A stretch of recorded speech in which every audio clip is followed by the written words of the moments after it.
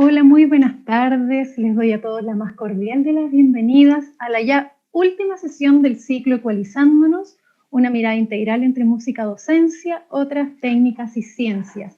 Soy Marcela Bianchi Pinilla, flautista y tutor de música. Y quiero invitarlos a que durante la sesión nos hagan llegar las inquietudes, opiniones y preguntas para poder responderlas de la mejor manera posible.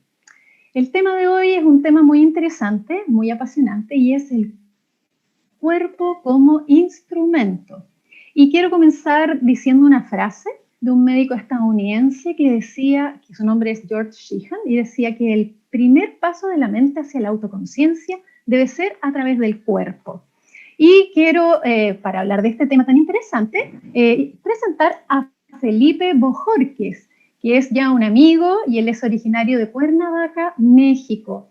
Él estudió flauta, es un colega, en la Escuela Nacional de Música de la Universidad Nacional Autónoma y en la Universidad Veracruzana en México y también en la Universidad Nacional de las Artes en Buenos Aires, Argentina. También es egresado de la Tecnicatura Superior en Medicina Tradicional China, de la Universidad Autónoma de Chapingo y formado en el Magíster del modelo Benenson de musicoterapia en Buenos Aires, Argentina. Y por lo que lo convocamos hoy, se formó como profesor de técnica Alexander en la Escuela de Técnica Alexander en la ciudad de Buenos Aires, Argentina. Hoy se desarrolla en música de cámara y realizando talleres online y presenciales. Felipe, muy bienvenido y gracias por estar acá. Hola Marcela, muchísimas gracias por la invitación. La verdad que estoy muy feliz de poder hacer esta charla contigo el día de hoy. Qué bueno que estás acá. Bueno, entonces voy a pasar a presentarte primero, bueno. antes de empezar a charlar. Bueno, Marcela, se las presento para quien no la conoce. Marcela Bianchi es titulada de intérprete en flauta traversa del Instituto de Música de la Pontificia Universidad Católica de Chile.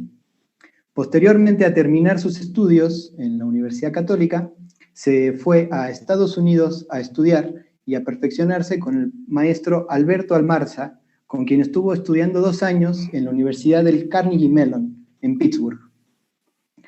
Ha desarrollado una larga labor como docente en colegios, universidades y fundaciones de Chile y últimamente para festivales online en el extranjero. Su interés por el funcionamiento del cuerpo integralmente nació como estudiante y luego de participar en varios cursos y talleres de técnica Alexander, justamente. En el año 2015 obtuvo el certificado de instructora de Kundalini Yoga infantil y juvenil. Así que mucho del cuerpo. Mucho del cuerpo y como tú bien decías, yo me enamoré principalmente de la técnica Alexander, que después vas a hablar tú, y tuve siempre la inquietud de desarrollarla y hacer el instructorado, pero acá en Chile no existe la posibilidad, cuando yo estuve muy interesada no existía tampoco en Argentina, y como bien debes saber, realizarla en España o en Inglaterra es carísimo, es muy caro. Sí, es caro, sí. Es realmente caro, así que bueno, quedé ahí, pero no lo he descartado. Ya se va a abrir la escuela en Chile, así que paciencia. Eso me contabas tú, así que no, muy bien, muy interesada. Bueno, Marcela, te iba a preguntar cómo fue que te empezaste a interesar por esto de la música, por el yoga, ¿cómo fue? Mira, lo de la música, yo vengo de una familia en que hay muchos músicos. Mi mamá tiene 2 hermanas pianistas, una de ellas desarrolló una carrera internacional, de hecho, ella vivió la mayor parte de su tiempo fuera. Y en mi casa siempre se cantó, mi papá era un excelente barítono, mi padre era ingeniero, pero fue uno de los fundadores de la Orquesta Sinfónica en la ciudad de Concepción porque tocaba viola, era un melómano. Entonces, yo te diría que así creció. No tengo una noción clara porque yo empecé a los 6 años y cantar y la música, entonces fue muy natural. Pero creo que en algún momento tenía esta inquietud de qué pasa, ¿no? Que el cuerpo y las lesiones, y por supuesto, al momento de lesionarte, tú empiezas a tener muchísima más conciencia de tu cuerpo y lamentablemente, ahí fue cuando estaba estudiando una lesión grave que tuve en el brazo izquierdo, que me lo recuerda cada cierto tiempo, que empecé a interesarme por este concepto de conocer el cuerpo, cómo funcionaba. Y cuando vino Montserrat desde España, Montserrat López, que es la profesora de técnica Alexander, que estuvimos 3 semanas, yo dije, esto es importante. Yoga lo desarrollaba hace tiempo, muchísimos años, y en un momento se presentó la posibilidad, porque también me gustan los niños, trabajo con niños, del instructorado con niños. Y ahí fue que empecé a practicar Kundalini, me hizo sentido por este tema de unir la integralidad. Y llegué a hacer el instructorado en Kundalini Yoga en niños y adolescentes, que me tiene muy feliz, la verdad. Así fue en resumen, más o menos. Y lo mismo te voy a preguntar yo, porque yo no, más o menos, si es que tú eres de familia músico, ¿por qué la flauta? Y por qué también derivaste en la técnica Alexander? Sí, bueno, mi historia en la música es bastante distinta, porque en mi familia no hay tantos músicos, por lo menos en mi familia cercana. Tengo un par de primos que se dedican a la música, pero no tenemos mucha diferencia de edad, no somos tan diferentes de edad, ¿no?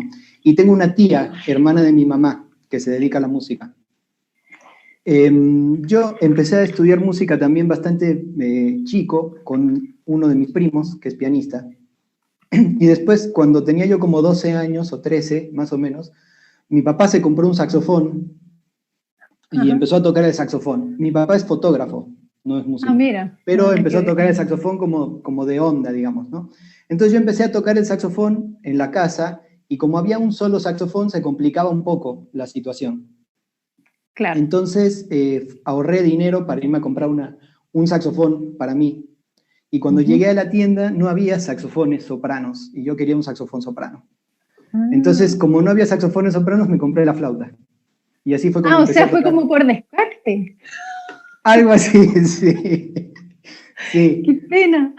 Y empecé a tocar la flauta, que era un instrumento que realmente no conocía, ¿no? Porque yo había crecido más bien escuchando jazz y escuchando el piano. Entonces, realmente yo estaba más acostumbrado a la sonoridad del saxofón. Pero me decidí quedar con la flauta porque me encantó.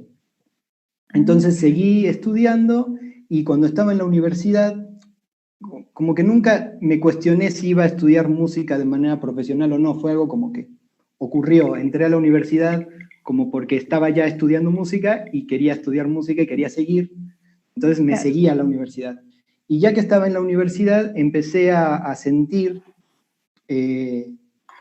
un montón de situaciones más bien emocionales, no tanto de problemas con el cuerpo. Entonces intenté entrar a estudiar psicología, pero en la carrera, en la universidad en la que estaba estudiando, no me dejaron inscribirme por una razón que tenía que ver con mi dirección de la tarjeta el DNI, le llaman, ¿no? Le llamamos. Entonces yo tenía una dirección que estaba en otra ciudad y no me dejaron inscribirme por eso. Entonces, como no pude inscribirme a psicología, me metí a estudiar medicina tradicional china. Perfecto. Por descarte también. Todo ha sido por descarte. Todo ha sido por descarte. Estudiando medicina tradicional china, empecé a interesarme por la musicoterapia y así fue como llegué a la Fundación Benenson en Buenos Aires. Y estando en Buenos Aires, una amiga que quería estudiar técnica Alexander me pidió que fuera a investigar cómo hacer para estudiar técnica Alexander en Buenos Aires. Y conocí a la directora, tomé una clase con la directora que era flautista, antes era flautista, ahora ya no toca más la flauta, pero fue flautista, y tomando una clase de técnica Alexander me convencí de que eso era lo que quería hacer. Así, una clase y le dije, esto es lo que quiero.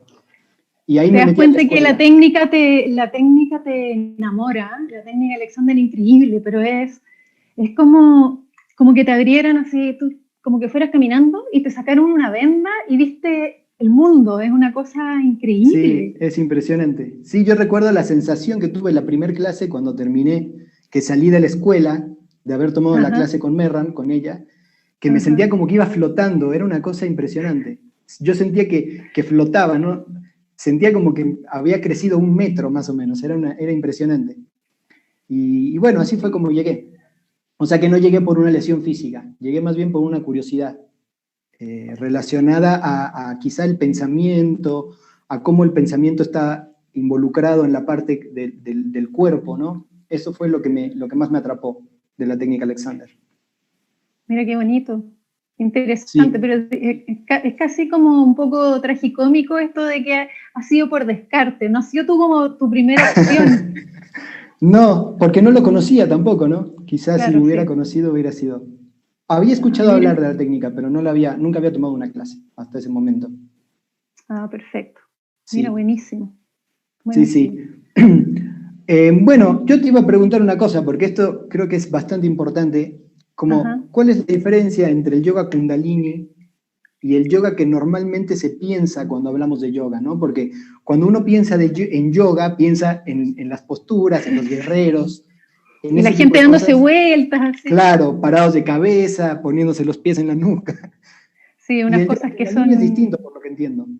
Es bastante distinto y en general yo creo que el concepto, antes de ya hablar específicamente del yoga Kundalini, voy a empezar como quizás mostrando una primera lámina en la que ahí hablo o digo lo que es el yoga. Y el yoga, en un resumen, es como una tecnología sagrada que permite experimentar la conciencia de la totalidad a través de la conciencia de nuestro cuerpo. ¿A qué se refiere la conciencia de la totalidad? Un poco lo mismo que tú estabas diciendo, ¿no? O sea, ser consciente, yo creo que a todos nos pasa que derivamos en estas diferentes tecnologías por temas de psicólogos. En el fondo, una manera de hacer este equilibrio, esta búsqueda psicológica. Y eso es básicamente, esa es como la claridad, no es estar solamente dándote vuelta o un montón de otras cosas que se creen, ¿no? Entonces eso es lo que diría a priori, en principio. Ahora hay una segunda lámina en que se puede ver lo que realmente significa yoga, que es otra cosa, ¿no? Porque, bueno, es una palabra que es del sánscrito, que es una de las lenguas sagradas de la India. Y del sánscrito yug y significa unión. Yo me acuerdo cuando me dijeron eso, yo me preguntaba, ¿y unión con qué? O sea, ¿yo me uno con qué? ¿Con otra persona? Pues no, lo que pasa es que se refiere a que, especialmente acá, los adultos principalmente, pero las personas en Occidente tendemos a disociarnos, un poco lo que estábamos hablando, o sea, es el cuerpo por acá, la mente acá y el espíritu acá. Y se entiende en el yoga que nosotros, los seres humanos, somos un todo. Somos mente, alma, espíritu. Entonces es la unión de nosotros, de lo finito, que somos nosotros, con el infinito. ¿Ya? Eso es básicamente lo que significa. Ahora, en base a lo que tú decías, que tengo la otra lámina que especifica lo que no es yoga, porque también hay muchos preconceptos e ideas cerradas de lo que es yoga. Lo que no es yoga, y esto es para que muchas personas se queden tranquilos, es que no es una religión. Eso no lo es. No es religión, porque mucha gente le genera resistencia, y especialmente el kundalini, porque uno se viste de blanco, no es una religión. Tampoco es ejercicio físico para la vitalidad, para la salud y para que por consecuencia tú te sientas mejor, eso es otra cosa, pero ese no es el objetivo. Y tampoco es un sistema psicológico para desarrollar el potencial de la psique. Eso es básicamente lo que podríamos decir. Ahora tú me preguntabas la diferencia entre el yoga que se entiende y el kundalini. Lo que pasa es que hay más o menos 22 escuelas de yoga, de las cuales algunas tienen subtipos que se llaman, son como derivan otras, pero esas son las mayores, digamos, y las que más se conocen, no voy a nombrar algunas, que son más físicas, como tú decías, las dos primeras son Ashtanga y Hatha Yoga. Y dentro de esas también, del Hatha, se derivan otras. Por eso que no está aquí nombrada en esta PPT, no está nombrado el Iyengar, que es la persona que crea esto, le pone su nombre. Igual que Bikram, que es la que está de moda, por lo menos acá, no sé, en México, está con 40 grados de calor, que yo me supera. Está el Karma Yoga, que básicamente creo que en la pandemia hay muchas personas que sin saberlo están haciendo Karma Yoga y es en el fondo tú dar, por ejemplo, lo que está pasando con las ollas comunes, la gente que está cocinando y entregándole a los otros, eso es un tipo de Karma Yoga. Los Mantra Yoga, Raja Yoga y el Kundalini Yoga, que es el que tú me estás preguntando, que es básicamente en el cual yo derivé. En la otra lámina muestro que el Kundalini Yoga es lo que se conoce como el yoga de la conciencia. Y ahí está lo que tú estabas hablando antes y que se centra muchísimo en esta sabiduría ancestral. Entonces se entiende como una tecnología que nos ayuda a elevarnos en la conciencia, ya como seres humanos, y convertirnos en seres como realizados. Se dice también que en Kundalini que nosotros somos seres espirituales viviendo una experiencia humana. Eso es básicamente lo que se dice en general. Y cómo se desarrolla el Kundalini Yoga principalmente, y esos son los elementos de la práctica que está en la siguiente lámina, para redondear más o menos una clase que puede ser o no de niños, es que, bueno, siempre están los mantras, pero están las asanas o posturas, en general en las yogas en generales, pero acá en Kundalini se llaman kriyas, y las kriyas son las secuencias de posturas, ¿ya? Tenemos los pranayama, que es la ciencia de la respiración, que son diferentes ejercicios de respiración. Los bandas, que no voy a entrar en ese detalle, la cerradura. Los mantras, que es man, viene de mente, y tras, que son las vibraciones, y los mantras son las proyecciones de la mente a través de las vibraciones, y son estos cantos que uno repite porque las vibraciones tienen efectos, y está comprobado a nivel cerebral y cognitivo. Y están también los mudras, que son las posiciones de las manos, ¿no? Que esto se podría decir que es como una digitopuntura, que se aplica la presión en las áreas diferentes de las manos y los dedos, después tiene las meditaciones y terminas con la relajación. Eso es básicamente lo que se desarrolla en el yoga, principalmente. Y creo que la similitud, y eso creo que lo podemos desarrollar, y tú cuando nos explique ahora lo que es la técnica Alexander, que tiene este tema del yoga, y por qué a mí me atrajo tanto, es que es la inquietud de encontrar este equilibrio, ¿no? Entre la mente, el cuerpo, para desarrollarnos en todo lo que hacemos, porque por eso yo te decía, no es una religión, porque hay personas que creen que porque tú haces yoga y sobre todo Kundalini, tú eres una persona como religiosa, y yo lo veo como caminos de vida, para desarrollarte y ojalá ser mejores personas y entendernos en la integralidad. O sea, lo que tú decías de las lesiones, yo entiendo que las lesiones son consecuencia de algún rasgo emocional bloqueado o no trabajado. Así lo entiendo yo, y por eso me inquietó tanto. Quizás como antes de llegar solo a las terapias psicológicas, en mi racionalidad necesitaba entender cómo funcionaba todo esto. Yo creo que es un proceso que nunca se termina de entender. Se va descubriendo. Sí, totalmente. Que es súper bonito. Entonces, desde ahí mismo quiero que tú me cuentes un poco de lo que es la técnica Alexander, y también qué similitudes le ves tú con esto de la conciencia corporal. La técnica Alexander es una técnica que desarrolló un actor. Eso es interesante desde el punto de vista de las artes escénicas. Entonces, este señor había tenido muchos problemas de salud cuando era niño, respiratorios principalmente. Él vivía en Australia, era australiano, se llamaba Frederick Matthias Alexander, o sea que Alexander era su apellido, no era su nombre.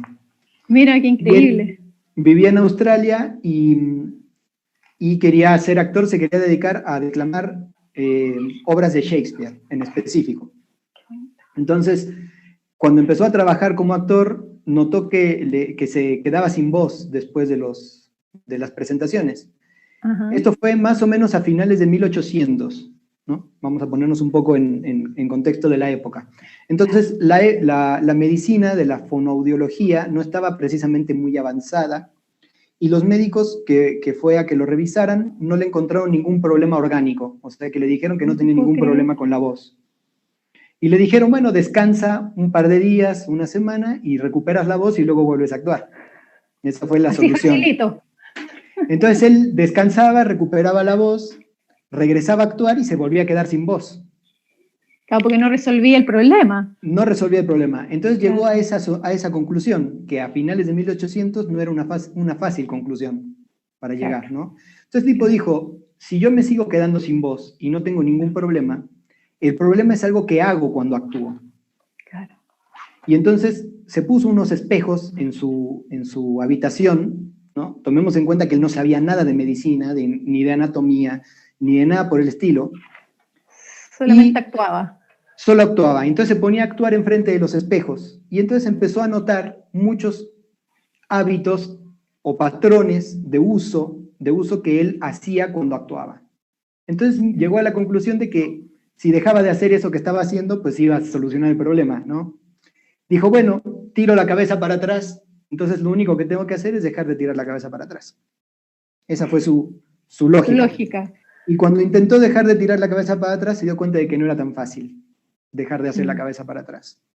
Y de que el simple pensamiento de actuar lo llevaba ya a tirar la cabeza hacia atrás. Y entonces ahí se dio cuenta, que fue un gran descubrimiento para él, que la mente y el cuerpo no estaban separados. Y ahí empezó, Increíble, ahí empezó la investigación que derivó en esta que ahora se enseña como técnica Alexander. Es este método que él utilizó para poder recuperar la voz y no volverse a quedar sin voz. Entonces él se mudó a Inglaterra a trabajar en el teatro en Inglaterra, y pensando que él era el único que tenía este problema, ¿no? O sea, él pensaba que él era el único que sufría de esta problemática. Y una vez que estaba en Inglaterra, empezó a volverse famoso porque varios médicos empezaron a mandarle a sus pacientes a tratamiento, entre comillas, con él. Ahora voy a decir por qué, entre comillas, tratamiento. Lo empezaron a mandar con él a los pacientes para que les ayudara a recuperar la respiración. O sea, imagínate la paradoja que los médicos los mandaban un actor para que los ayudara en la exactamente, terapia. Sí. Entonces él empezó a volverse famoso como el profesor de la respiración, el hombre de la respiración, decían en Inglaterra. Imagínate. Y ahí empezó a trabajar con actores y músicos y médicos y filósofos. Se dice que le dio clases al rey de Inglaterra también, que está esta película, El discurso del rey, un australiano medio loco le enseña al rey a no tartamudear.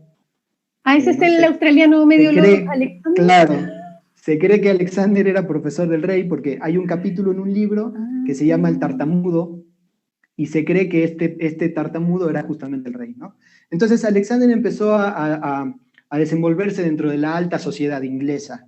Tomaron clase con él escritores muy importantes como Aldous Huxley, como George Bernard Shaw, Premio Nobel de Medicina, Premio Nobel de Fisiología, Frank Pierce Jones, Nicolás Tinbergen. Y entonces la técnica Alexander empezó a ocuparse en distintos campos, o sea que dejó de ser algo para la actuación y empezó a ocuparse en la música, en la medicina, en la fisiología, en el ejercicio. O sea, lo que se estimara conveniente. Claro, pero Alexander realmente lo que quería era que su técnica se aplicara en las escuelas, ¿no? Entonces, la técnica Alexander, aunque suele ser muy rehabilitadora, por decirlo de una forma, y uno se siente muy bien después de tomar clases de técnica Alexander, y se le van algunos dolores que puede llegar a tener, se van los dolores, realmente es una técnica de educación, y esto es, creo que, muy importante para entender, ¿no? Hay unas fotos ahí de Alexander y dándole clase a unos niños. Sí, hay unas bien bonitas. Y entonces, este señor Alexander lo que quería era abrir una escuela en la que los niños tomaran clase de técnica Alexander mientras estaban tomando el resto de sus materias. Pero estalló la guerra. 2 veces, además. Claro, la primera y la segunda. Y nunca pudo terminar de concretar el proyecto por completo. Qué lástima, porque hasta el día de hoy, imagínate, estamos hablando un siglo después, todavía no se aplica en las escuelas, porque ahí vamos a desarrollar principalmente. En algunas escuelas, hay algunas escuelas en el mundo que tienen profesores de técnica Alexander dándole clases a los niños, pero son las menos, ¿no? Son las menos, y yo creo que lo que me atrapó a mí de la técnica Alexander fue precisamente eso, que era algo que estaba relacionado con la educación y no tanto con la rehabilitación. Como que no me sentí cuando estaba en la escuela de medicina o cuando estuve incluso haciendo el magíster de musicoterapia, que es maravilloso, el doctor Benenson es un amor de persona, pero yo no me sentí tan atrapado como para trabajar dentro de la rehabilitación propiamente. Siempre me he sentido más del lado de la educación. Entonces yo creo que lo que... en el fondo. Claro, exactamente. Porque al tener conciencia tú estás evitando llegar a este estado de daño. Exacto. Si lo metiéramos en el campo de la rehabilitación, sería una técnica preventiva. Sí. Claro.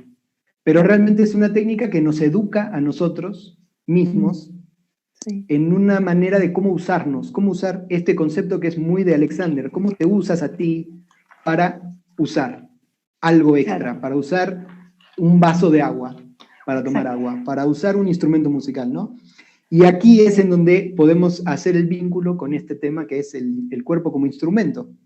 Exactamente, mira, en base a eso, yo me acuerdo que lo que decía Montserrat López, que fue la profesora que yo experimenté como un mes con ella, que fue maravilloso, una de las cosas, y algunos de mis alumnos saben que va acá, que ella decía, si tú eres diestro, haz el ejercicio de hacer al día siguiente lo que haces mecánicamente con tu mano derecha con la mano izquierda, para que tomes conciencia de cuál es el movimiento y cómo lo haces, qué haces, porque en realidad estás tan automatizado y sabes que es maravilloso.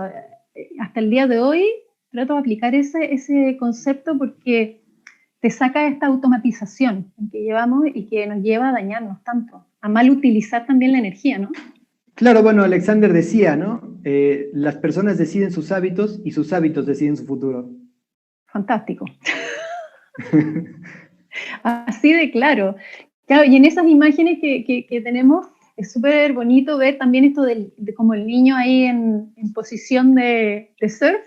Claro, sí, en esas imágenes y el niño sentado en la valija, ¿no? Esta imagen del niño sentado en la valija, cómo está como flotando, ¿no? Su cabeza arriba de la columna y alargándose, ¿no? Que esto es justamente uno de los descubrimientos, no sé si descubrimientos, pero algo de lo que Alexander pudo descubrir en él mismo, ¿no? Claro, claro. Que la cabeza y el uso de la manera en la que usamos la cabeza es fundamental para poder realmente lograr esta integridad de que todo el cuerpo funciona como una sola unidad, ¿no? O sea, exacto. No es que nos dividimos en partes y cada parte hace una cosa, sino que todo el cuerpo funciona simultáneamente, ¿no? Esta frase que me encanta a mí de Alexander Murray, que es un gran flautista, Tremendo. profesor de técnica Alexander también, que dice, pensamos con todo el organismo. Cuando pensamos, pensamos con todo nuestro organismo. Y eso creo que es un punto importante para la técnica Alexander, esta cuestión de la unidad. Y creo que ahí se puede también involucrar muy bien con muchas otras disciplinas, como el Kundalini, como muchos tipos de yoga. Feldenkrais, que Moshe Feldenkrais tomó clases de técnica Alexander antes de hacer Sí, lo sé. No sé si con Alexander o con otro profesor, pero tomó. Pero claro, conoció la técnica. La conoció, claro. No sé, el tai chi, la meditación, sí, ¿no? Esta charla que yo vi de la meditación que tuviste al principio, fue maravillosa para mí. Era como escuchar a mi profesora de técnica Alexander hablarme, ¿no? Es que aquí tú te das cuenta que al final son muchos caminos, y eso también es importante como recalcarlo, que no es que la técnica Alexander nos va a salvar, el yoga nos va. No, aquí nadie nos va a salvar, no tenemos que salvar solos, pero son muchos caminos distintos que van hacia el mismo lugar. Es como todos los caminos llevan a Roma, que nos llevan al mismo objetivo en el fondo, y cada quien tiene que encontrar el camino que más le resuene. Y yo creo que eso es lo más importante. Porque imagínate, alguien se pone a hacer, no sé, bueno, yo misma cuando conocí el Kundalini antes, yo dije, ¿qué es esto? O sea, así, no. Y después, ¿pero por qué? Porque tú emocionalmente no estás preparado tampoco. Muchas veces no estamos preparados. Entonces es interesante conocer eso, los varios caminos, ¿no?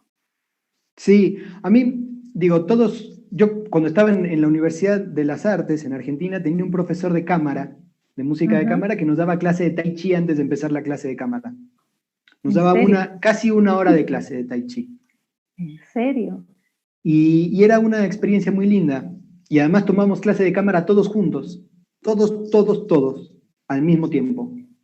Entonces nos escuchábamos a los distintos grupos que había, pero antes la clase empezaba con una clase de tai chi y con una meditación de volver a nuestro cuerpo, de sentarnos en la silla que teníamos, sentir en dónde estaban nuestros isquiones, sentir en dónde estaban nuestras plantas de los pies, y luego íbamos tocando una nota cada quien en círculo para sentir cómo nos íbamos involucrando entre nosotros, o sea que hacíamos como una especie de vínculo grupal antes de empezar la clase. Y esa clase me conectaba mucho con el cuerpo a mí, no sé a los demás qué les pasaba. Y claro, ¿no? Yo pensaba como la importancia de esta conciencia dentro de la educación. Y pensaba que hay muchas escuelas en las que se da clases de técnica Alexander y de otras disciplinas, ¿no? Bueno, claro. acá en Argentina yo tuve la posibilidad de tomar clase de Tai Chi dentro de la escuela de música. Yo no O sea, sé si haya imagínate. No, alguna acá otra no. escuela en la que pase eso, ¿no? Acá no pasa eso y eso es un poco lo que hemos ido hablando en diferentes sesiones, ¿no? Como tratar de poner foco en eso, porque es un poco lo mismo que tú dices, o sea, si empezamos a observar lo que pasa en otros países, también cuando estaba en Estados Unidos yo no era tan raro oír hablar de esto, de la técnica Alexander y para qué hablar en Inglaterra, que lo han desarrollado, lo han tomado como parte de su formación a nivel universitario. Y tú mismo me decías que incluso en la salud pública. Sí, desde el año 94 es parte del sistema de salud pública de Inglaterra, la técnica Alexander. Y desde los 50, o sea, antes todavía, se enseña en el Royal College of Music y en varias Sí, otras escuelas, ¿no? sí, sí, sí. Pero es materia obligatoria del Royal College of Music porque Sir Colin Davis, el director de orquesta, estuvo casado con una profesora, entonces estuvo ahí como involucrando a la comunidad. Y bueno, en la escuela de drama, de arte dramático, o sea, Claro, está como muy metida dentro de las clases. Es una clase claro. más dentro de las formaciones. O sea, todo esto que hemos hablado del tema de la conciencia corporal, yo creo que es tan importante un poco lo que hablábamos el otro día de estas soluciones automáticas que venden Sí. en el mercado, por ejemplo, eh, tú te ríes porque ya la viste, pero es como, póngase ese arnés, usted le duele la espalda y te pones este arnés y estás derecho, soluciona tus dolores, o el cojín que te sientas y te mejora los dolores de espalda. Y yo decía, pero no, a ver, o sea, de verdad, si este cojín fuera tan milagroso, o sea, estaríamos hablando de otra cosa, pero nada es automático. Si tú no tienes conciencia de cómo lo haces, no, yo no me imagino esta cosa Claro, como, qué claro, dolor. claro, sí. Ese es el punto para mí más evidente de que esta cuestión de la conciencia corporal es parte de la educación, ¿no? O sea, como que debe de ser, desde mi punto de vista, tomada en cuenta como parte de la educación, no como parte de la medicina. Eso es a lo O que voy, sea, ¿no? yo creo que es tan importante como que estas soluciones automáticas, yo me imagino que posiblemente al ser tan desde la inconsciencia y tan forzadas, porque te debe traer otras consecuencias negativas. Sí, totalmente, sí, sí, sí. O sea, este arnés que dices, ¿no? Que te da como un electrochoque en la espalda alta para que te pongas derecho, para que te endereces así, Sí. pues yo creo que debe de ser bastante doloroso incluso, ¿no? Te pican así la espalda alta para que te endereces y no sé, nunca lo usé, pero me imagino No, que no no se me debe ocurriría. ser agradable. Te estás empezando a No, encorvar y ¡puf! te electrocutan. no, y además imagínate si no te estás encorvando, pero justo quisiste hacer un movimiento, o sea, hay un montón de otros factores que pueden influir. Entonces, un poco lo que hemos conversado, tú dices, está involucrado en la salud pública. Y esto es Sí, como preventivo para, preventivo.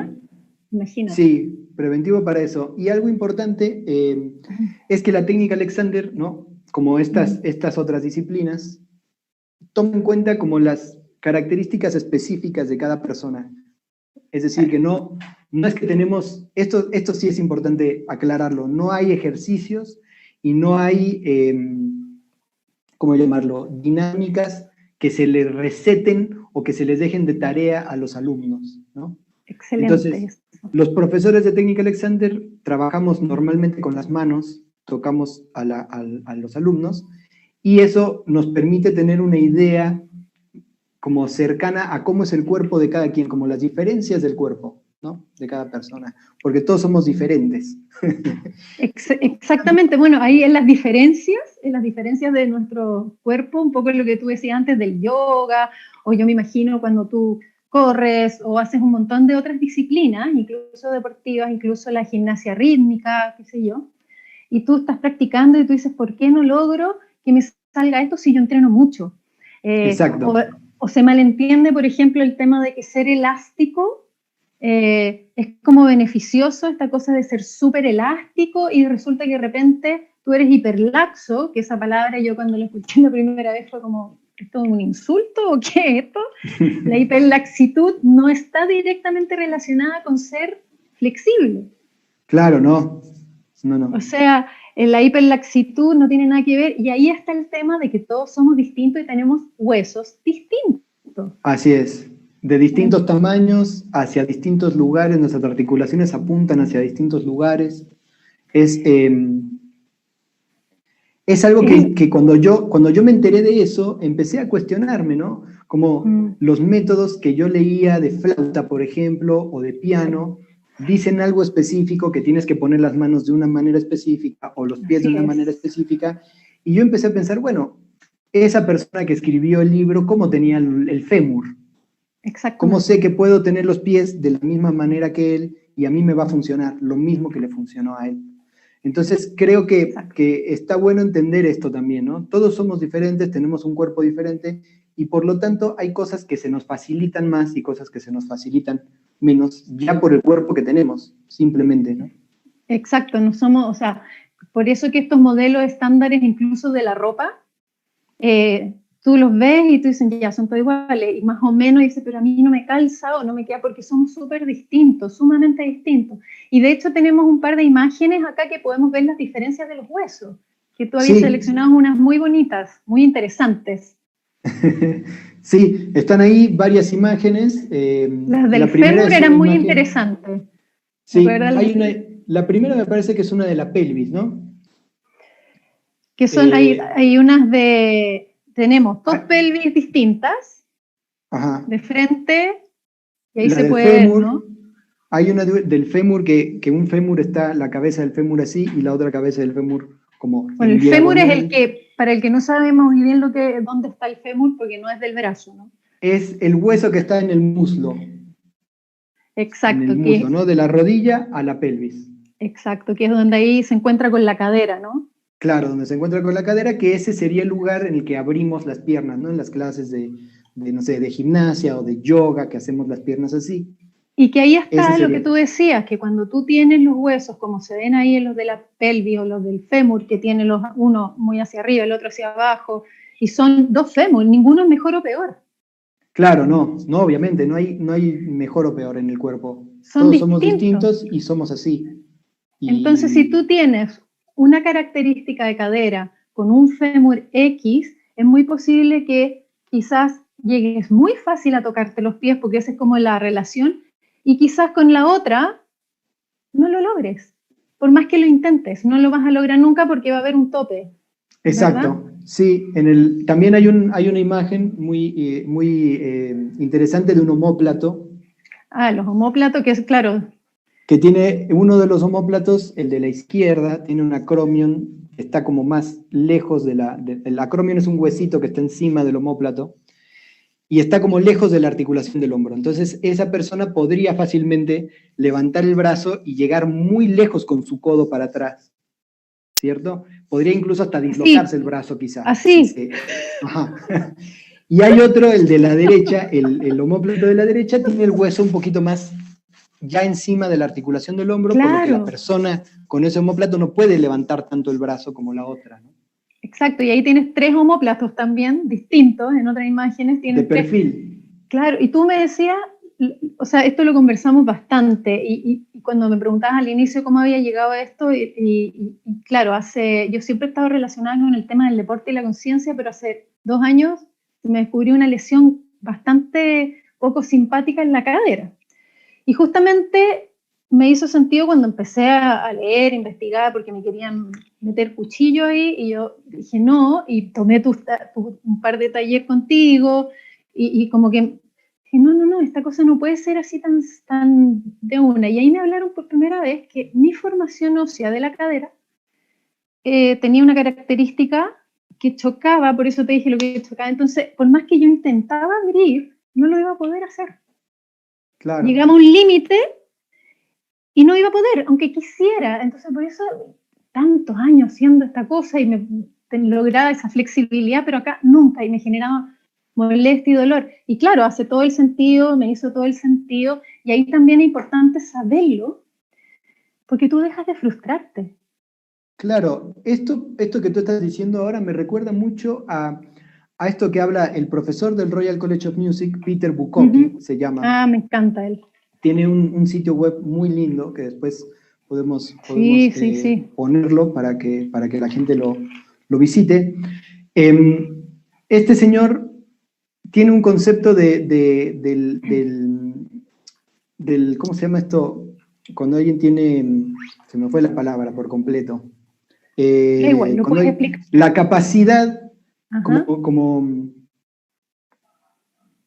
porque él tiene una frase que a mí me gusta, que él dice la que frase y ahora me acuerdo. Sí, para que el rendimiento sea saludable, espontáneo y creativo debe estar libre de rigidez mental, corporal. Imagínate, o sea, está todo relacionado. Claro. Otro más que lo dice. El talento, lo estaba buscando la palabra talento. Ah, perfecto. Él habla y dice, bueno, ¿qué es el talento? ¿No? El talento para este señor es la habilidad que tiene la gente de no interferir con su propio cuerpo, los procesos que quiere hacer para lograr un fin específico. Maravilloso, ese es el talento. Mira, o qué sea, mejor explicado. No habla de que el talento sea como una facilidad para tocar o que unos tengan una facilidad innata y maravillosa para tocar y solucionar los problemas, sino decir, bueno, esta persona interfiere menos y esta persona por ahí interfiere más. Entonces, estas interferencias que tenemos sin darnos cuenta son justamente relacionadas con el pensamiento, cómo pensamos a la hora de tocar, cómo pensamos a la hora de estudiar y cómo nos movemos y cómo pensamos que nos movemos. Claro, porque es una percepción corpórea, es muy importante que en general, y eso lo hablábamos otras veces, de cómo estando en las mismas escuelas, nosotros por ejemplo en la Universidad Católica o acá en la Universidad de Chile, está la escuela de danza, la escuela de música, la escuela de teatro, y no hay como esta cosa de trabajar juntos, ¿no? O sea, que los de música vayan a teatro y que desarrollen esto, etcétera, porque es fundamental y como tú bien dices, para la vida, porque no solo para los artistas, los músicos, los circenses, esto es para todo ser humano. Claro, saber en dónde están tus rodillas, saber en dónde están tus tobillos, saber en Lo de dónde las rodillas es maravilloso. Dónde se mueven los dedos, dónde se mueve la articulación de la rodilla, ¿no? Dónde se mueve la cabeza. Todo eso. Bueno, y a todo esto, ¿cuánto pesa la cabeza? Sí, la cabeza pesa entre 6 kilos y 7,5, 8 quizás, ¿no? Ya 8 sería muy pesado. Entonces imagínate si andas así. Claro, estás cargando 7 kilos todo el día. Sí. O sea, cuando tú dices, no, me duele el cuello, me duele acá, y la gente está así, me duele el cuello. Claro. Eso es maravilloso de la técnica, Alexander, y bueno, en el yoga también, o la meditación, el tai chi también, del centro, pero esta cosa de la sensación de alargarte. Claro, te trae mucha ligereza, ¿no? Te sientes ligero. Es que de verdad creces, tú andas así como en las nubes, es como una cosa... Sí, creces. Yo tuve una alumna que creció 4 centímetros. ¡Wow! Imagínate. Tomando clases, sí. Mira, aquí hay un comentario de Cecilia Rivero, que dice, el maestro Felipe Bojorquez nos enseña a usar mejor nuestro cuerpo y tiene una virtud para explicarte. Y gracias, Ceci. Me consta, porque yo creo que ha sido para todos en pandemia, ha sido bien difícil como desarrollar las expertices a través de internet, y en este taller que tú diste, a mí me pareció tan creativa la manera, porque sin poder tocar, estando online, explicar el pararse y el sentarse, por ejemplo, o tener la conciencia de la elevación de la cabeza, sin que tú tocaras acá. Sí, a veces se extrañan las manos, se extrañan mucho. Pero, bueno, es cosa de ver a Joyce Didonato. Claro, también. Ella en sus clases, ¿no? En YouTube, quien pueda que la vea. Les agarra la cabeza a las alumnas para que canten y les hace así la cabeza con la mano. ¿Y cómo cambia el sonido? Y ellas quedan así. Sí, totalmente. O sea, como la técnica Alexander fue hecha para recuperar la voz, está muy relacionada siempre con la voz. Incluso, pero la voz la utilizamos todos. O sea, no es solo en la música, ese es el tema. Claro, cuando uno da una clase de técnica Alexander y termina la clase y habla con la persona que se va, el alumno o la alumna que se van, y escucha la voz, es otra voz. No importa si viene a trabajar la voz para cantar o la voz para O hablar, sea, igual la voz le cambia. imagínate todas estas técnicas para un profesor. O Sí, para un sea, intérprete, para traducir, para un profesor que está en el aula hablando exacto. con todos los alumnos, con las alumnas, Incluso para los médicos, yo pienso que en el tema de los cuando están médicos. operando, o sea, Sí, imagínate sí, el tema de estar totalmente, ahí todo el rato, deben terminar totalmente. con un dolor de espalda, yo me imagino, o los dentistas, qué sé yo, Hay una sí. persona que se dedica a darle clases a dentistas en ¿En Estados serio? Unidos. Sí, tiene exclusivamente dentistas. Ah, mira, Tiene incluso creo que una ah, escuela para darle clases a dentistas.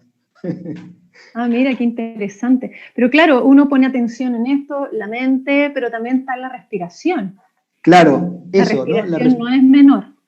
No, al contrario, si Alexander era conocido como el hombre de la respiración, y es muy interesante que muchas de las disciplinas de las que hemos estado hablando tienen como finalidad o como herramienta, no solamente como Exacto. finalidad, sino como herramienta, cómo usar la respiración a nuestro favor, ¿no? Hay una frase muy, muy linda que yo recuerdo, pero no recuerdo de quién es que debemos de hacer nuestro sistema nervioso nuestro aliado y no nuestro enemigo.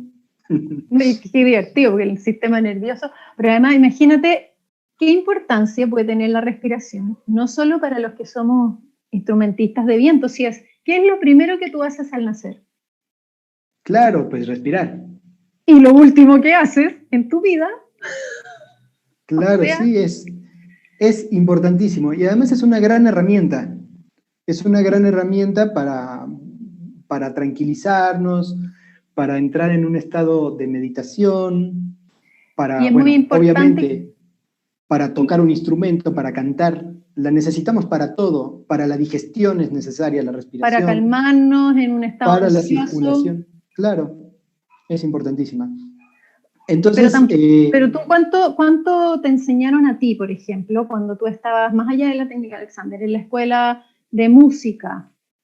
yo tenía la idea de las respiraciones que se enseñan cuando se toca la flauta, Ya, y digamos. esa, por Yo ejemplo, practicaba ajá, natación y entonces nunca tuve problemas, nunca se consideró que tuviera problemas de respiración y lo atribuían a que nadaba. ajá. Entonces, pero yo me enteré de que el diafragma no se podía controlar mucho tiempo después de salir de la escuela de música. O sea que también me hago cargo de que no tuve la suficiente inquietud como para investigarlo.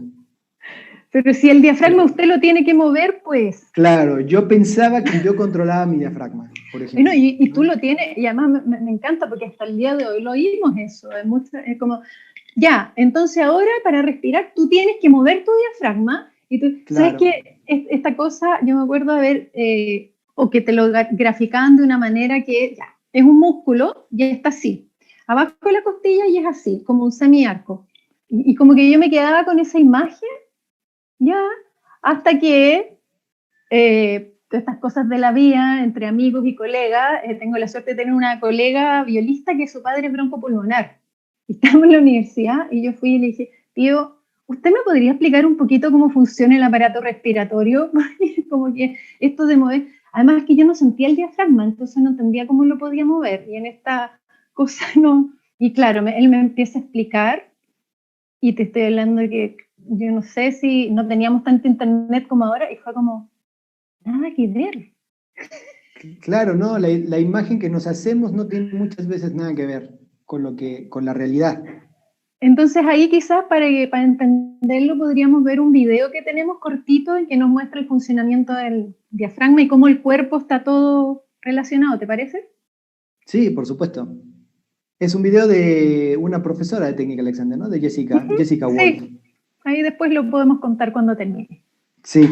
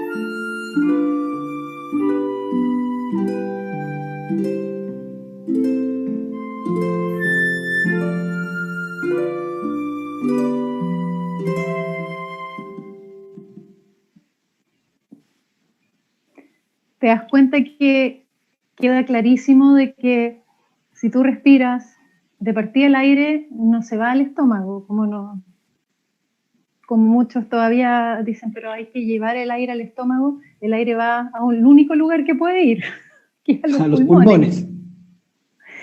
Y que además no está separado del diafragma. O sea, esto es una cosa, como somos un árbol con ramas. Claro, además de que el diafragma es la única parte del cuerpo que se llama diafragma, ¿no? El músculo, pero no es el único diafragma que tenemos.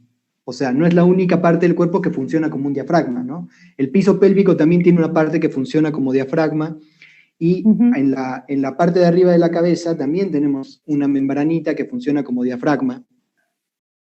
Y tenemos también en la garganta, ¿no? Una parte que funciona como diafragma y tenemos el diafragma.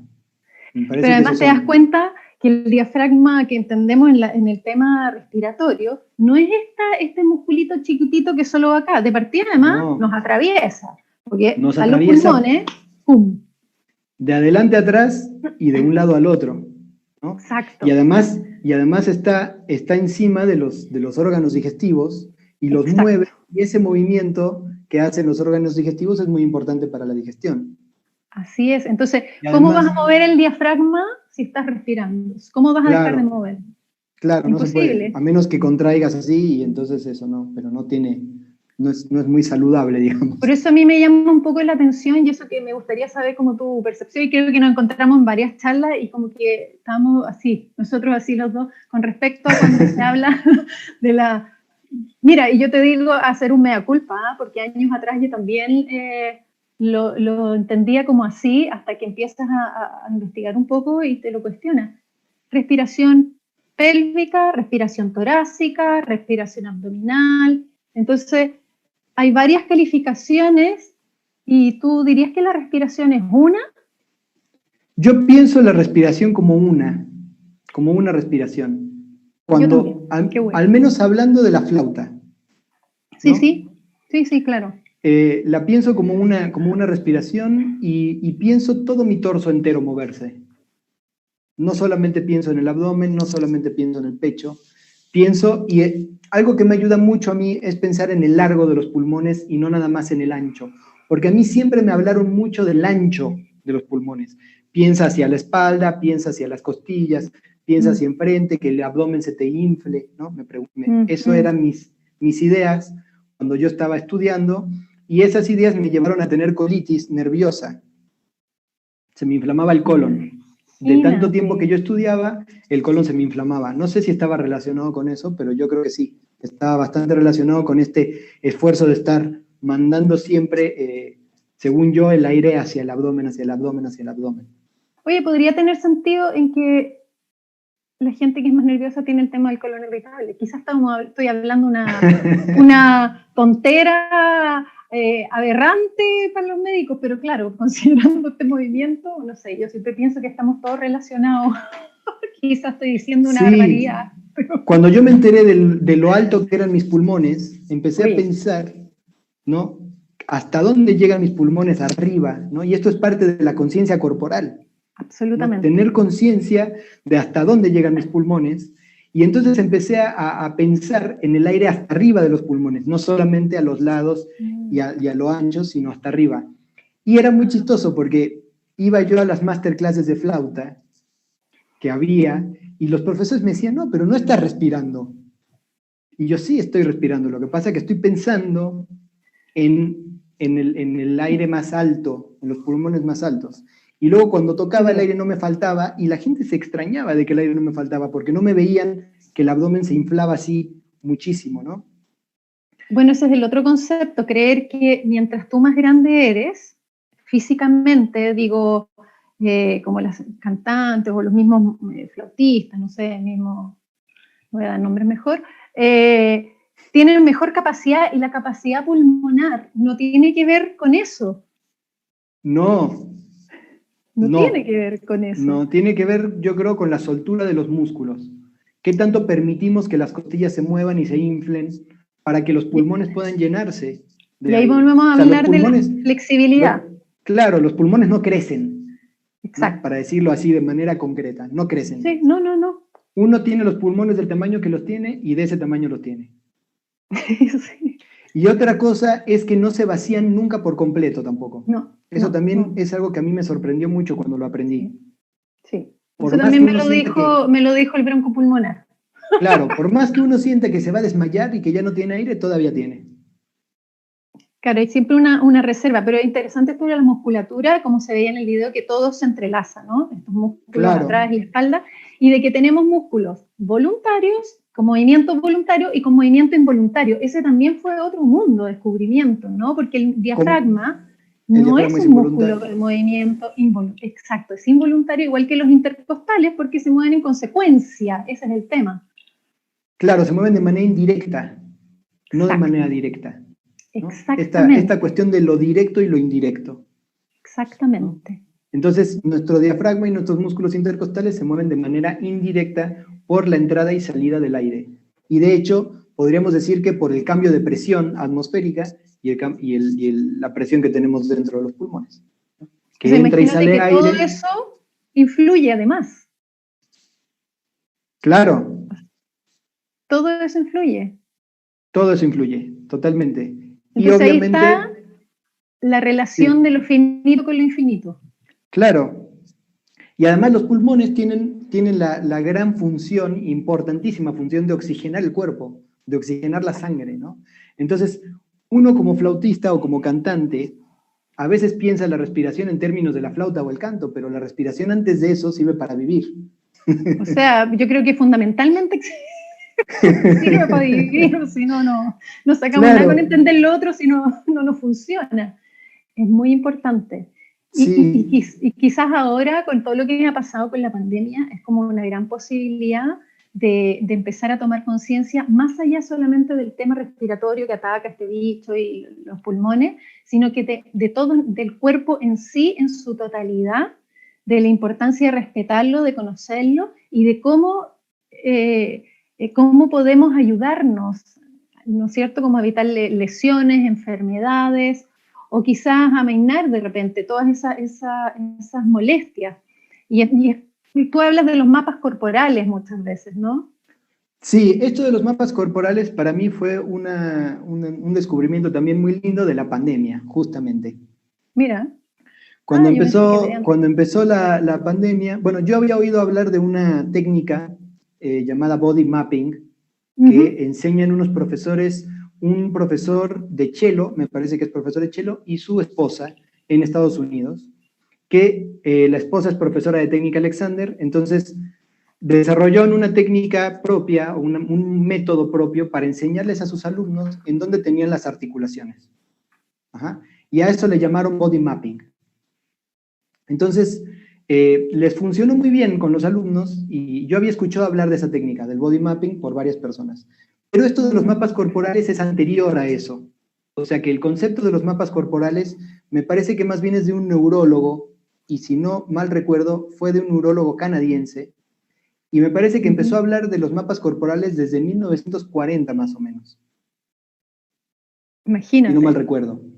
Entonces, los descubrimientos, no sé si más recientes, pero por lo menos el libro que yo leí, que tiene como 5 años o 6 que lo escribieron, hablan de que los mapas corporales involucran lo que nos rodea. O sea que ya es un hecho fisiológico que cuando tocamos algo, nuestro sistema nervioso lo incluye dentro de nuestro cuerpo. Bueno, ahí también está el concepto de la corporeidad. Pues. La corporeidad tiene que ver con eso, con la relación que tú tienes con el espacio y con el entorno y del movimiento que tú le das para, ¿no es cierto? Entonces, hay una relación, no estamos separados. Claro. Las percepciones. Claro, entonces el concepto del cuerpo te cambia mucho, porque si yo estoy agarrando este termo en el que tengo agua y en este momento el termo es parte de mi mano, o parte de mi brazo, parte de mi cuerpo, entonces mi cuerpo ya no es nada más hasta donde yo lo concebía, ¿no? Y este es un ejemplo. Entonces, ejemplo es un poco burdo, ¿no? Pero me encanta eso. ¿Qué pasa si yo estoy sentado en un auto y estoy tocando con el cuerpo el auto, ¿no? Nunca pasó, seguramente a todo el mundo le ha pasado que va manejando la bicicleta o el auto y ve un techo y piensa que el auto se va a pegar en el techo y se agacha. Se agacha. Y eso es muy probablemente porque nuestros mapas corporales, nuestro sistema nervioso incluye este auto enorme dentro de nuestra propia conciencia de nuestro propio cuerpo. O sea, mira, y sin ir más lejos, ni siquiera cuando estás adentro de un auto, estás en el cine, cuando se puede ir al cine, y ves una película, y de repente tú o haces así, que se te viene algo encima, o te agachas, y claro, y Claro, una reacción, ¿no? todo eso tiene que ver con los mapas corporales, sí, totalmente. Y poder, por ejemplo, asumir o deducir qué va a decir una persona o qué cómo va a reaccionar una persona también tiene que ver con nuestros mapas corporales, porque toda esa información nos llega a través del cuerpo. Claro, Entonces, de la sensorial. claro, toda esa información nos llega a través del cuerpo y nosotros la decodificamos y la utilizamos según como necesitemos, ¿no? Entonces, los instrumentos musicales son literalmente parte de nuestro cuerpo cuando los estamos utilizando. O sea, por eso a mí me hace tanto sentido esto del cuerpo como instrumento, más allá de la música solamente. O sea, el periodista que está en el computador, por ejemplo, el computador y el mouse pasan a ser parte de su instrumento. Entonces, Claro. si tuviéramos toda esta conciencia, imagínate la cantidad de lesiones que se evitarían. Claro, bueno, cuando cortamos comida, ¿no? ¿Cómo podemos sentir la textura de la comida a través del cuchillo con el que le estamos cortando? Eso es gracias a través de nuestros mapas corporales. Y para tener, por ejemplo, porque hay un tema que siempre es, y también en la pandemia, en esto de las conexiones, te preguntan mucho entre calentamiento o estiramiento. ¿Lo uno o lo otro? ¿Ambos o el primero? Esa pregunta, no sé si a ti te ha pasado, pero a mí me la han preguntado muchísimo en diferentes charlas. No me lo han preguntado mucho, Bueno, pero sí veo que es como un tema del momento, ¿no? sí, Calentar como... o no calentar, estirar o no estirar, Pero cómo además calentar. hay mucha controversia, porque en el momento que me empezaron a preguntar, me puse a conversar, a investigar también, y todavía hay una controversia, porque eso también, ¿qué es primero? Así como estirar o no estirar, algunos creen que es mejor, como más que el calentamiento, yo pienso también como lo que te decía alguna vez, que se habla en el Kundalini, que es como despertar al cuerpo, ¿no? Que tú estás dormido, despertarlo, en el fondo, porque ¿qué saco yo con ponerme a estirar? Como se hace mucho esto, si no hago la contraparte, por ejemplo, o si estoy frío. Yo me imagino como un vidrio congelado y lo tratas de calentar, se tiende a trizar, no sé, esa imagen. Yo creo que eso, claro, eso me remite un poco a la idea de cómo hacemos las cosas, ¿no? Quizá desde el punto de vista de la técnica Alexander, que es el que yo puedo hablar, Claro. No sería, o sea, no podría yo no recomendar calentar o no recomendar estirar, todo lo contrario. Claro. Es genial que la gente caliente y estire antes de tocar un instrumento musical o antes de hacer ejercicio, pero el punto en el que yo pondría la observación es cómo caliento y cómo estiro. Exacto. ¿Qué es lo que hago para calentar? ¿Y qué es lo que hago para yo estirar? lo sumaría a más allá solo volviendo al tema del cuerpo como instrumento, o sea, lo que tú nombraste delante, un chef, por ejemplo, si va a estar un montón de horas ahí cocinando y está utilizando su cuerpo, ¿no? Su Claro, musculatura. Sí, totalmente. O el que usa el computador también. Poner conciencia, ¿qué pasa con tus brazos? Entonces, ¿y qué idea tienes tú de qué será más recomendable? Desde tu visión, como lo que tú desarrollas, porque puede ser, ¿no? Yo lo que hago antes, no te cuento un poco cómo hago yo para estudiar y cómo hago para dejar de estudiar. Lo que hago primero es algo lo que le llamamos en la técnica Alexander el descanso constructivo, que por ahí tenemos... Ah, sí, ahí hay un par de imágenes del descanso constructivo que tiene que ver con algo que tú muestras y eso, cuando tú lo nombraste, es maravilloso, ¿eh? Sí, entonces la idea del descanso constructivo, y si pueden poner las imágenes, ya sea el de las piernas flexionadas o el de las piernas estiradas, las dos imágenes funcionan igual, o pueden poner las dos. La idea del descanso constructivo es llevar al cuerpo a un estado como de neutralidad, ¿no? Imaginemos esto, ¿no? Ahora no se puede, lo que voy a decir, pero voy en el subte o en el metro con mi mochila y las flautas en la mochila, y pesa muchísimo la mochila, ¿no? Entonces llego a mi casa y quiero estudiar. Ya llego cansado de ir cargando la mochila. Así es. con los hombros completamente cansados, con el peso de la mochila, las flautas que pesan un montón, a lo mejor llevo una flauta abajo y una alto y la otra flauta, y pesa muchísimo, y los cuadernos y la computadora y demás. Oye, los niños en el colegio ahora Los niños en el colegio también. Y desde pequeñitos llevan unas cosas, pero... Unas cosas enormes, ¿no? Entonces llego a mi casa y quiero empezar a tocar. Y me pongo a calentar ahí, después de haberme quitado la mochila. Entonces ya tengo los hombros medio hacia abajo, y ahí me pongo a calentar, y ahí me pongo a estirar, ¿no? Claro. Entonces, lo que yo recomiendo es, antes de empezar a calentar y antes de empezar a estirar, descansar. En esta manera de descansar, del descanso constructivo, que invita a que las articulaciones de las rodillas y la cabeza no descansen a la altura de la columna o de la espalda. ¿Qué es lo que pasa en Shavasana, la postura del muerto, de descanso, de la relajación que se utiliza en yoga? Porque ahí no se pone nada en la cabeza ni en las rodillas. Exacto. Entonces, lo que yo recomiendo es que la gente se acueste y se ponga detrás de la cabeza un par de libros, ¿no? Si normalmente 3 centímetros y medio, funciona bien como es la medida estándar, digamos. De 3 centímetros y medio para arriba o para abajo, depende de cada quien. Obviamente se tiene que sentir cómoda la persona. Si te sientes todo incómodo y estás así, pues no te sirve, ¿no? No, claro. Entonces, de esta manera, lo que ocurre es que nuestra nuca, nuestros músculos del cuello, descansan en claro, se descomprimen las vértebras y descansan en lo que Alexander le llamaba adelante y arriba a la cabeza. Descansan llevando la cabeza adelante y arriba, y las rodillas, que tampoco deberían de estar cuando estamos de pie a la altura de la espalda o a la altura de la columna, descansan adelante de la espalda, ¿no? Claro, ya sea flexionadas o con una cobija o con una almohada o con una toalla detrás de las rodillas. Haciendo 5 minutos o 6 minutos esto en el piso, descansando los brazos, pasan los dolores de espalda. Se pasan los dolores de espalda normalmente y uno descansa los músculos. Sí. Entonces, una vez que uno entra en este estado de neutralidad, también la respiración mejora, se liberan las costillas, bueno, toda una cantidad de beneficios que tiene descansar de esta manera. Entonces ahí me paro y ahí caliento. Claro, como bien, claro, tiene mucho sentido, porque hay una frase de Ovidio que dice: descanse, un campo que ha descansado genera una cosecha generosa. Entonces... Gran frase. Ahí está, ¿o no? Claro. Maravilloso. Y después, durante mi estudio, descanso también. Estudio media hora, descanso 5 minutos. Estudio otros 40 minutos, descanso 5 minutos. Y al finalizar, descanso, y después de descansar, enfrío. Y entonces ahí puedo estirar suavemente las manos, los dedos, mover, hacer ejercicios, los ejercicios que quieran hacer, siempre hacerlos suave. No necesitamos estirar los músculos como si nos fuéramos a la guerra.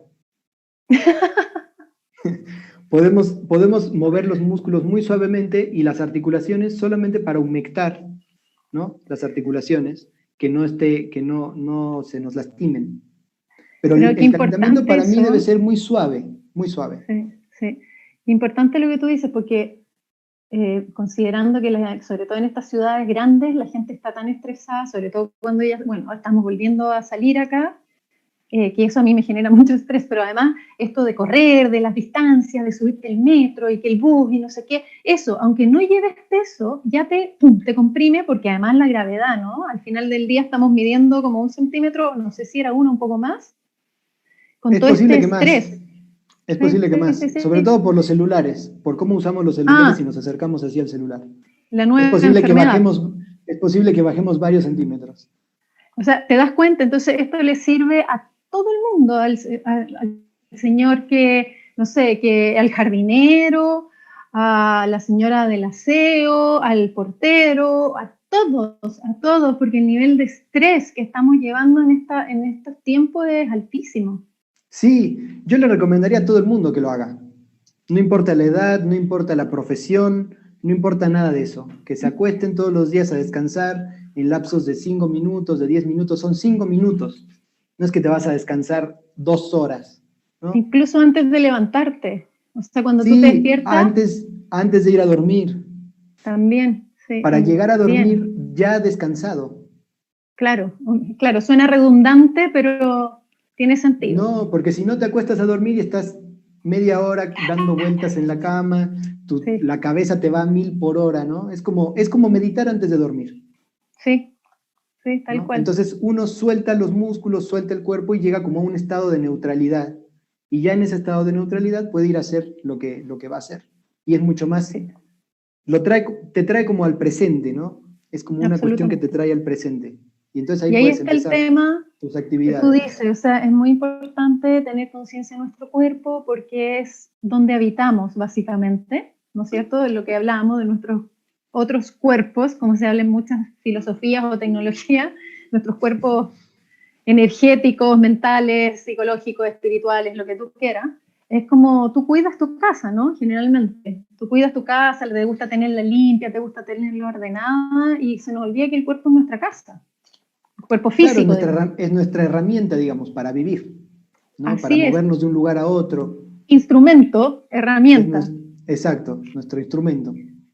Mira, hay Sí, una frase que me gusta y que ya es como para ir cerrando, que es, dice, y tú conoces a esta persona, que el verdadero sentido del calentamiento es el encontrar las conexiones vitales sin las cuales no podemos hacer música, conexiones entre nuestras partes, entre nuestra mente y nuestro cuerpo, entre nosotros y la música en sí. ¿Quién lo dijo? Pedro de Alcántara. Gran profesor. Esa frase me la dijo Pedro de Alcántara en una clase que me dio.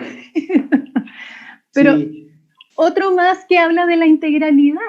sí, él es profesor de técnica Alexander y chelista. Y Maravilloso. fue alumno de una profesora muy famosa, inglesa, que estudió con Pablo Casals. Ah, mira, Y no sabía. Pablo Casals hablaba mucho de esto, de la integralidad, de integrar el cuerpo. Esta señora tiene un libro que se llama Just Play Naturally, solo toca naturalmente. Así, facilito. Y en ese libro relata cómo fueron sus clases con Pablo Casals. Entonces, esta Qué señora es maravilla. profesora de técnica Alexander y Pedro es un profesor de técnica Alexander y chelista que es muy famoso, que tiene varios libros. Tiene un libro que se llama Práctica Integrada, que es muy lindo, y uno que se llama Qué bueno. Procedimientos Indirectos, hablando de esto, de esta situación de lo directo o lo indirecto, ¿no? Claro, claro, claro. Y Pedro siempre pone mucho énfasis en cómo usamos el lenguaje para tocar, en cómo usamos la voz y cómo usamos nuestro cuerpo y cómo tenemos la conciencia de cada una de nuestras articulaciones, cómo están relacionadas entre sí a la hora de hacer música. Entonces tiene una manera muy linda de hacer música. Él es interesante escucharlo tocar, cantar, toca un montón de instrumentos, improvisa siempre, es muy interesante. Sí, es un escritor que le recomiendo mucho, un gran músico, un gran maestro, Pedro. No, tremenda las frases que tiene, pero además es muy interesante este concepto porque si tú conocieras cualquiera de estas disciplinas y este concepto, porque somos un todo, y como el cuerpo, me imagino un árbol lleno de ramas, ¿no? Que se empiezan como a entrelazar, que a mí me encanta esa analogía muy linda. Otro gallo cantaría, como se dice, o sea, sería una historia distinta y no llegaríamos a esto a través de las lesiones. Claro, este es un tema muy importante, ¿no? Que no mencionamos mucho, pero que sí me parece muy interesante, que es la Sí. gente llega a estas técnicas cuando se lesiona, ya que se Lamentablemente, lesiona, ¿no? Entonces lamentablemente. es importante hacer la conciencia de que es algo que se puede prevenir, ¿no? Es algo que se puede prevenir. Sí. Entonces, eso sería como importante mencionar, ¿no? Y desbloquearnos Acérquense a acá. estas, claro, acérquense a estas Sí, disciplinas que les van a ayudar sí. mucho para la vida, más allá de para la música. Absolutamente. Y que no significa que el ideal es que sean preventivas, pero no significa que no puedas tener una lesión. Porque ya veo que alguien va a decir, no, pero usted me dijo que era para... Entonces, no. A ver, todo hay que trabajar. O sea, sí, porque... Sí, o sea, por lo menos desde el punto de vista de la técnica, Alexander, yo podría decir que es una herramienta que se usa o no se usa. Tú Y es tienes la una herramienta, herramienta maravillosa. tú tienes la herramienta y cuando la puedes usar, la usas. Y si no la puedes usar, pues no, o si no quieres usarla, no la usas, aunque la Claro. tengas. No es algo que se te queda automáticamente en tu cuerpo y en tu pensamiento, ¿no? Es algo que se tiene que estar recordando y trabajando constantemente. Es que es igual que todo lo que tú hagas en la vida, tú tienes que ser consciente, entonces es la conexión. Y así nos dice Karina Silva, que dice que es muy interesante la temática de hoy. Muchas gracias. Esa es la idea, como de a poco comenzar a hablar de estas cosas, porque yo creo que en general lo que tú decías en tema educacional general, que hemos hablado que las similitudes que tenemos en nuestros países de desconexión con respecto a esto es fuerte. Así es que, bueno, nada, vamos a ir cerrando. Yo te quiero agradecer, Felipe. Muchas gracias a ti, Marcela. Por estar, por todo lo que nos dijiste, así es que muchísimas, muchísimas gracias. Muchas gracias para ti. De verdad que fue un gusto poder participar en esta serie de charlas, que las vi todas. todas me encantaron, fueron todas increíbles. Me consta. Bueno, y para finalizar, no me queda más que agradecer, y tengo muchos agradecimientos, por supuesto, a cada uno de los expositores que participó en este ciclo, porque sin ellos obviamente esto no era posible. A Daniela Fugli, que es la directora del Instituto de Música, porque creyó en este proyecto, confió y lo apoyó. Por supuesto a mis colegas, a los amigos que me han alentado y apoyado para seguir adelante, y también quiero nombrar a Verónica Lagos, a Andrea Carrasco, a Pablo Maldonado, Luis Hermosilla y Sergio Navarro, que cada sesión, cada semana, reuniones previas, gráficas, transmisiones, gracias. Y por último, a mi familia, a mi madre por ser mi fan, porque siempre tiene amigas viendo, ¿no? A mi pequeño sobrino, que es mi inspiración siempre, y mi hermano, que es tremendo, porque él, aparte de haberme vacilado durante 6 meses, es un gran profesional y me dio grandes ideas para el desarrollo de este ciclo. Es un excelente redactor, excelente periodista. Y bueno, eso, y ojalá hayamos aportado cada uno de nosotros para lograr una mayor integralidad en el ser humano, para que desarrollemos una mejor sociedad, más empática y menos antipática, y ojalá nos encontremos en un futuro no muy lejano. Y lo mejor para cada uno de ustedes, gracias por haber estado durante todo este ciclo, cuídense mucho y sean muy felices. Muy buenas noches.